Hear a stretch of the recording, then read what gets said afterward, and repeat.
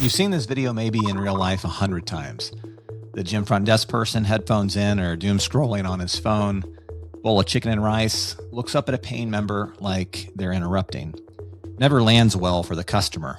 The meme version of this is laughable, but I don't laugh anymore because I know exactly what that 2-second look costs the gym, and nobody in this industry is saying it out loud. If you own a gym or fitness facility, run one, or thinking about opening one, give me the next 15 to 20 minutes.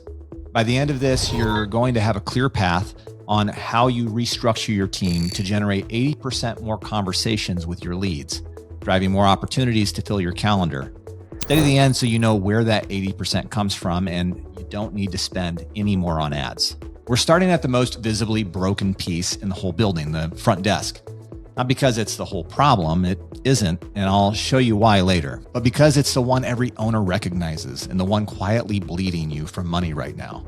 Quick context on who you're listening to or watching, then I'll just get out of my own way. I'm Michael Benso. I own 3 gyms in the Chicago suburbs and built personal training operations inside more than 100 gym locations, generating over $40 million in personal training alone. And I've spent the last few years watching every gym owner I know, me included, lose money to a problem we all decided to laugh at or joke about instead of solve. Before I go further, I owe you something. This season is backed by 2 companies I built, BuzzOps and Hire I Go. I'm telling you that up front, not as an ad, but because it's the honest reason I can spend a year making these episodes for free. I'm not going to pitch you today. I'm going to show you a problem clearly. If at the end you want to know what I built to solve it, that's one click away on your terms, not mine. Fair? Good. Let's get into it. So let me tell you why I stopped laughing and joking around about this. That person in that real or fictitious video isn't a character. That's somebody's real employee at a gym that's really paying them. And every time that look lands on a member, or worse, a prospect walking to ask about a membership, that gym just lost the sale it already paid for in marketing dollars. If that meme exists, it's a bit comical, but the math underneath it isn't. Let me say that part the way I'd want you to remember it. Everybody laughs at the gym front desk meme. I stopped laughing when I did the math. You know the one, the front desk kid who makes a paying member feel like they're bothering him by showing up. It's funny because everyone recognizes it, but that's not a character in a skit. It's a real employee, and that scene plays out in your gym every day when you're not watching it. Because every time that look lands on a prospect walking up to ask about membership, you just lost a sale you'd already paid for an ad spend. That's the part nobody says. We keep laughing instead of fixing it because we all quietly agree this is just how gyms work. It doesn't have to be that way. So here's my claim for the whole episode in one sentence. The job description we hand the front desk is the job description of a high-stakes sales role. The pay, the training, and the people we hire from are a low-stakes greeter role. Those 2 things, they've never matched, and every gym in America is bleeding money straight into that gap. Let me show you what that gap actually looks like. A lead fills out your Facebook form at 11 p.m. What actually needs to happen? Someone responds in 5 minutes, not an hour, not tomorrow. And the research is ugly. A lead you reach in 5 minutes converts dramatically better than the one you reach in 30. And after about a day, your odds even getting a response collapse to near zero. And that response can't be a one-liner. It's a real conversation. The person on the other end has objections. They're not sure they can afford it. They've quit a gym before. They're nervous. They're out of shape. Somebody has to handle that, not just answer the questions and then move them toward booking a tour. Then the tour has to get confirmed more than once, the morning of, the hour before, because unconfirmed tours no-show 30 to 50% of the time. When they show up, somebody should know their name and what they wanted, so they're not re-explaining themselves to a stranger. And when they join, somebody should welcome them on day 1, day 3, day 14. Because that onboarding window is the whole reason people stay past 90 days. And if they go cold, somebody calls them back. Not emails them back, not text, calls more than once, knowing what to say. Read that list back. It's a sales job, a hard one. You have sales psychology, objection handling, follow-up discipline, and you need thick skin capable of getting rejected and hearing no more than you hear yes. Now, let me tell you who's actually doing that job at your gym. Pull up any front desk listing in the country. The wage is $14, $15, maybe $20 an hour in a high-cost city. The requirements, most of the time, not even a high school diploma. Friendly, basic computer skills, maybe a year of customer service experience, part-time, nights and weekends.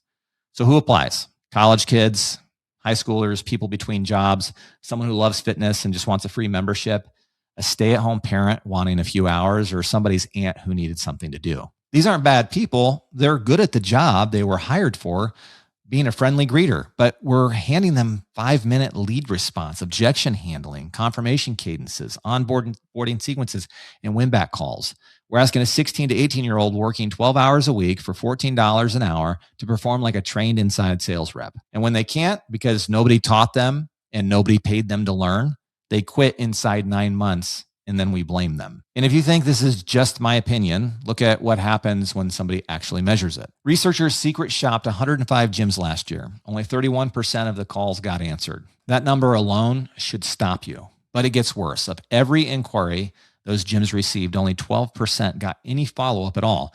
And a 2025 benchmark put the average lead response time across the industry at 47 hours, almost 2 full days before someone calls back a person who already raised their hand. Think about what that means for the money you're already spending. You pay full market rate for a lead. It comes in at 9 p.m. By the time anyone calls back, 2 days have passed, and they've joined the gym down the road. You didn't overpay for the lead. You paid full price, and you let it die in the inbox. The issue isn't a lead cost problem. It's a lead response problem. Pull your last 30 days and count how many inbound calls actually got answered. That number will tell you where your money is really going. Now, some of you are already thinking, Michael, I just need to hire better, pay more, train more, find the right person. I want to walk you through why that's a trap, because I tried it. Everyone thinks the fix for the front desk is to hire better.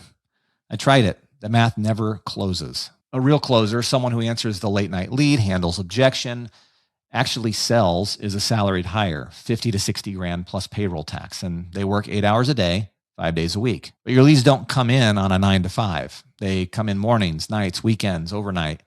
To cover the hours leads actually arrive, you need 3 of those people. Now you're past $150,000 a year for a role that at best barely pays for itself. And that's if you can find 3 salespeople who want to work the front desk of an independent. You can't. They're at a car dealership making real money. So every gym ends up back at the $14 an hour hire, not because they're cheap, because doing it the right way with people has never once penciled out. The problem was never your hiring, it's the role itself. So you accept it. You accept the missed calls, the leads that don't get worked, the voicemail that nobody returns. You accept all of it because the alternative, a real sales team at the desk, is nearly impossible to staff and brutal to afford. That's the trap. And it's not necessarily a hiring problem. It's structurally unsolvable with the model we've been using for 30 years. Now, here's the part I don't hear other gym people say out loud. Some of the gym owners I know have one person at the front desk they feel guilty about. Loyal, lovely, been there since you opened the doors. Members adore them. And quietly, you know they're not getting the job done. The leads aren't worked, calls aren't made, and you can't bring yourself to do anything about it because they're practically family. Here's what's actually happening. That person isn't failing at one job. They're failing at a job nobody could do. High stakes sales work at greeter wages. Well, the thing they're genuinely great at, the human connection that keeps members coming back, gets zero time because they're stuck on the phone. She was never the problem or issue. Take the phone work off of her plate and you'll find out what she's actually capable of. And it's the part that grows your gym. And that second job is the whole point. Here's the reframe that changes everything. Your front desk was never one job. It was 2. And that's why it keeps breaking. There's a sales job, speed to lead, follow-up, objection handling, the phone. And there's the human job, knowing a member's name, noticing the one who looks off this week, building the community that actually keeps people coming back. We spent 30 years cramming both into one chair, one person, one paycheck, 2 completely different skill sets that almost never live in the same human. So you hire for the smile and you lose the sales, or you hire for the sales and lose the floor. Either way, half the job dies. Here's the part that matters. The phone half can finally be solved. The human half never needs to be, because that's the part no AI will ever touch, and it's the part that actually grows your gym. And once you see the front desk as 2 jobs, you start seeing the whole gym that way, because it's not just the desk. The follow-up is one job. Retention is another. Win back, reporting, the late night lead that no one owns. These were never one role either. They've been getting split across whoever you could afford, and everything nobody catches falls back on you, the owner. That's the real diagnosis. Not your front desk is broken. It's that the work of running a gym was never one job, and you've been the only one holding all of it. So if the work of growing a gym was never one job, if it's really 5, 6, 7 roles split across people who can't all hold it at once, then the question stops being, who do I hire for the desk, and becomes, who owns this work when no human can hold all of it? That question is the entire reason BuzzOps and HireIGO exist, and it's why I'm comfortable putting their names on this show.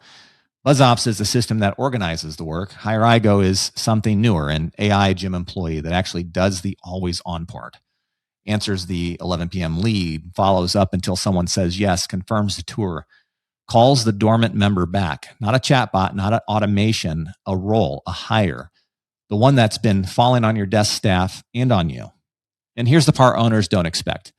When that work comes off your people's plate, two things happen at once. Your staff stop being the fallback for every missed call. Less burnout, more presence on the floor. And because that first interaction now happens fast, warm, and consistent every single time, it sets the standard everyone else rises to meet. The AI employee doesn't replace your human premium employee. It protects it, and it raises the bar your team delivers against. Your people move to the floor, not out the door. I'm not going to walk you through the product today. That's not what this episode is for. But here's what I'll tell you. Right now, I'm sitting on data from the gyms already running an AI employee at the front of their operation with real numbers on what happens to revenue when the 11 p.m. lead actually gets answered, when the follow-up actually happens, when the marketing you already paid for stops leaking out the back. Because that's the quiet part. Your marketing already did its job. It paid for the lead showed up. There was just nobody there to catch it. When your AI employee catches it instead, answers, follows up, books the appointment, your staff walks into a calendar that's already full. They're not chasing leads anymore. They're prepared for them. I'm breaking all of that down, the actual numbers, gym by gym, in a future episode. And if you'd rather not wait for it, I run a small group workshop where I show the live data and walk through exactly how this works for a gym like yours. The link to get on the list is in the description. Come see the numbers first, decide later. Here's your homework this week. Pull the last 30 days, your lead list, your inbound calls, your no-show list. Then ask one honest question. How many of those got really worked? Multi-touch persistent, all the way until someone actually said no. I run this audit constantly inside the gyms we work with, and these are real numbers. You'll find less than 20% of your leads got real follow-up. More than half your inbound calls went unanswered. Tour confirmation that never went out. Win-back calls that never happened. And the person you pay to do all of it feels terrible about it because they were trying and it was never possible because they're just stretched too thin. But here's the part I want you to actually sit with, because we're watching it happen right now in gyms that have already solved the phone problem. When an owner puts an AI employee on the front of the operation, one that's trained on sales psychology and on what my team and I learned running 100 plus gyms, one that knows how to take a lead all the way to a booked appointment, knows when to follow up and how many days to wait before the next touch, something strange happens. In some of those gyms, the staff, the human staff, start stepping in the middle of the conversation the AI is already handling well. A lead comes in to meet them, and then they feel like they have to prove to the owner they're earning their keep. So they interrupt and they convert worse than the system that was already working. That's not an issue with the staff. That's an issue with the role. The same disease as the front desk, just wearing new clothes. Those people are afraid, and they're afraid because nobody told them what their job is now. The owner deployed the technology, but never redefined the roles around it. No new SOPs. No, here's what you own now. Just a quiet fear that the AI is coming for their seat. And it doesn't have to be that way because the AI employee isn't built to take their seat. It's built to be a force multiplier, to hand them a warm lead who already booked so they can do the part only a human can. Be present, build the relationship, make that person feel like they belong. The AI employee fills the calendar. Your team owns the room. So the conversation to have with your staff isn't, why isn't this getting done? It's two things now. What would your job look like if you never had to touch the phone again? And what does your job become when it's already booked for you? Sit with a diagnosis. The front desk never worked. It's not your fault. It was structural from day one. It's completely fixable, but the fix isn't only the technology. It's the technology and the courage to redraw the roles around it. Fix the role. Don't try and fix the people. I'm Michael Benso. I own gyms. I build the software gyms run on, and I'm spending the next year on this channel saying the things this industry's been afraid to say out loud. Next week, the math. Hit subscribe so you don't miss it. See you then.